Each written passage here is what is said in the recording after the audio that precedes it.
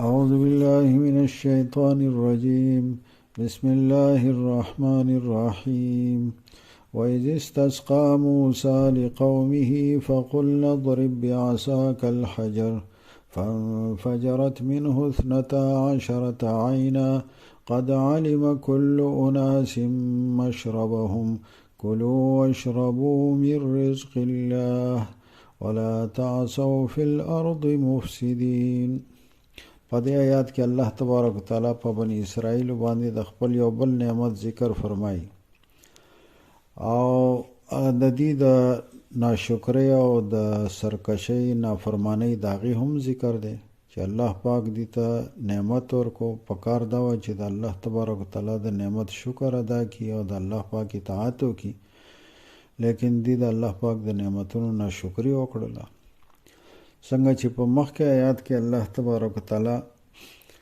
د دې لپاره د خوراک تنظیم وکړو، په میدان تیه کې بنی اسرائیل ته الله تبارک وتعالی منع سلوا پیدا کړه.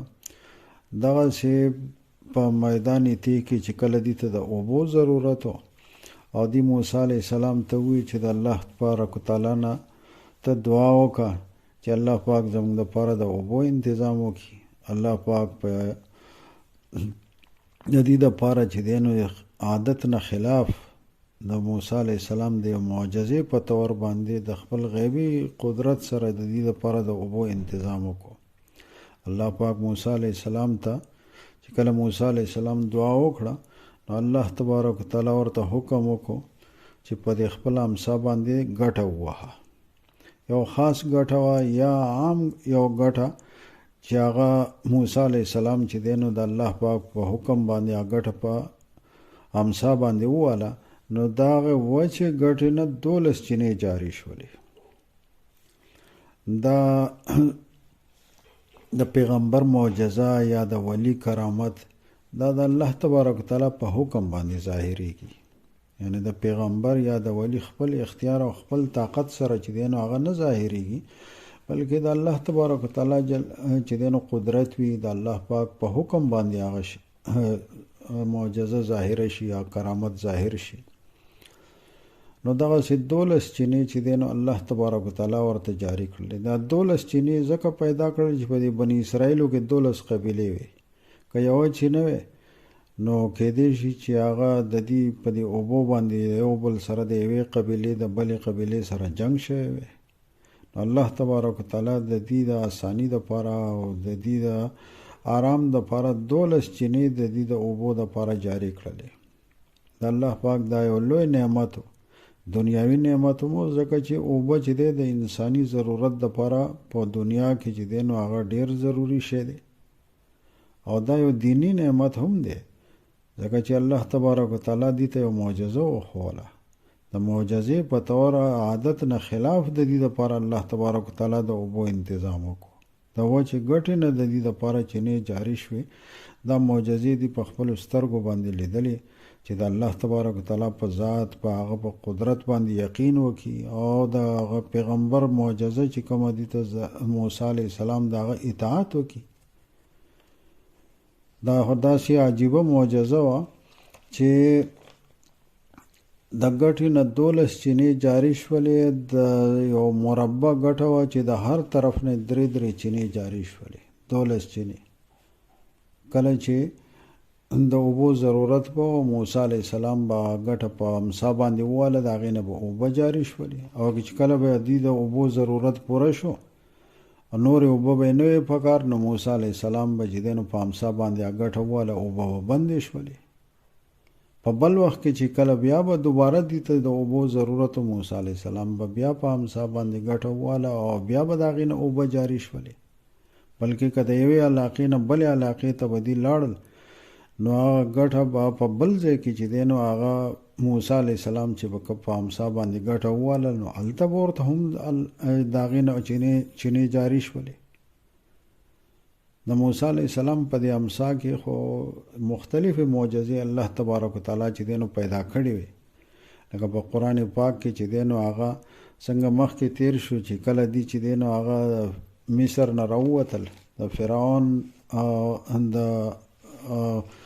ظلم نه چې دی نو هغه راوتښتېدل، او فرعون او دغه فوجونه پسې شاته را روانو، مخې ته سمندر راغی، لاره نه وه. موسی علیه السلام چې دی نو الله تبارک وتعالی نه دعا وکړل، الله تبارک وتعالی ورته حکم وکړو چې دا سمندر په خپل امسا باندې ووه. په هغه سمندر کې ورته چې دی نو 12 لارې پیدا شولې. دغسې چې دی نو په قرآن پاک کې د موسی علیه السلام د بلې معجزې ذکر دی چې کله چې دی نو هغه فرعون د موسی علیه السلام د مقابلې دپاره جادوګر راجمع کړل، هغه جادوګرو د خپل جادو په زور باندې د رسونه ماران جوړ کړل. په هغه وخت کې الله تبارک وتعالی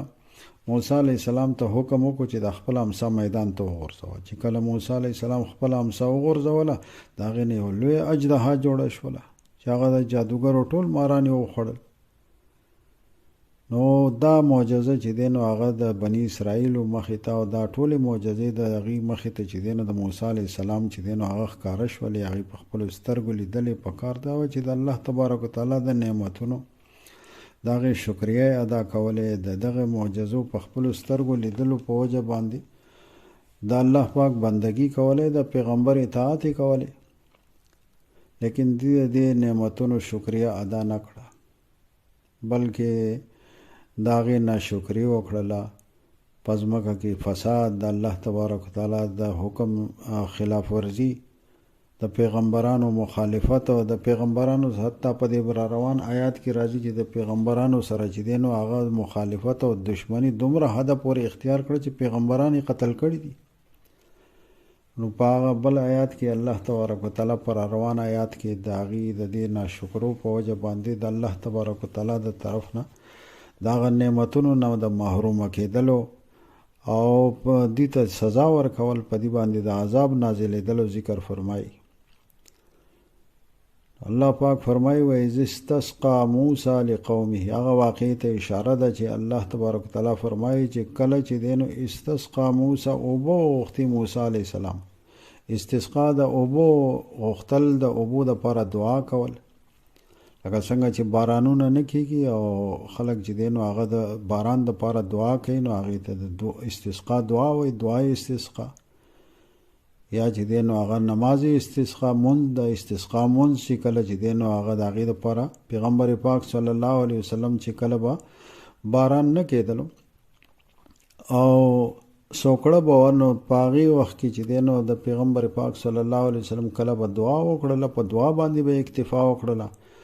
او بله طریقه دا ده چې هغه د استسقا دپاره یو خاص طریقه به خاص مونځ دی، 2 رکعته مونځ چې دی نو هغه به یې وکړو.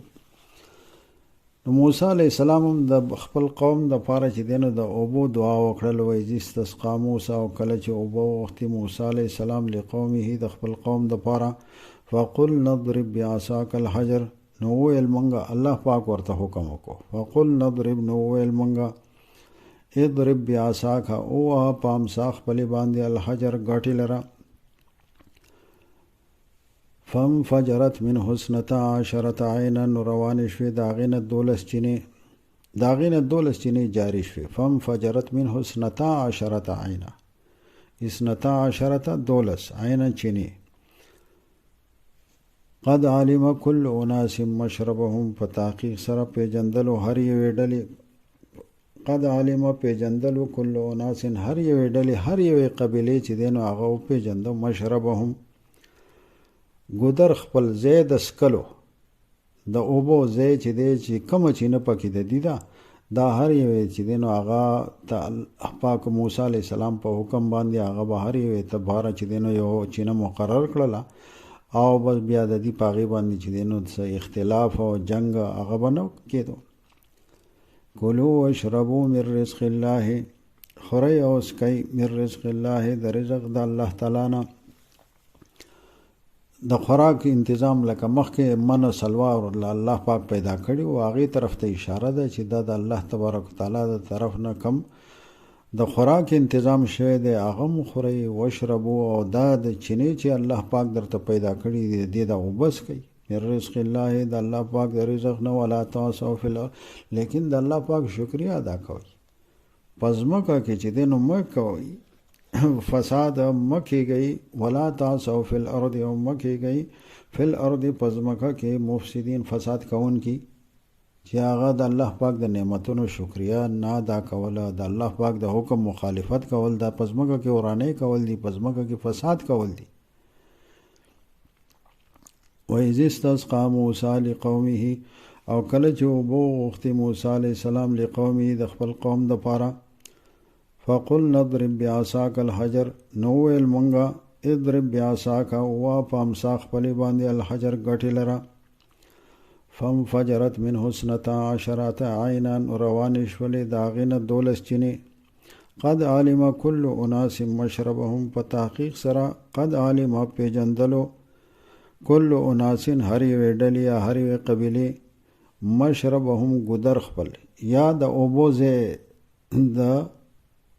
خپل د